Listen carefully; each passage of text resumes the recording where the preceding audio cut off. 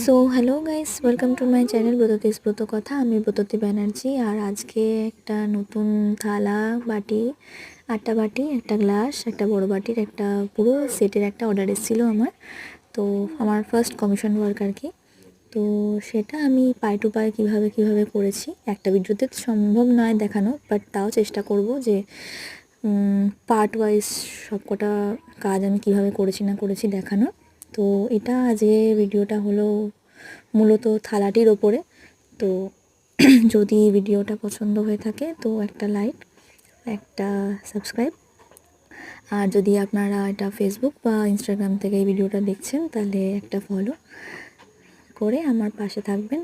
আর আপনাদের এইটুকু ভালোবাসাতে আমার খুব আনন্দ হয়। তো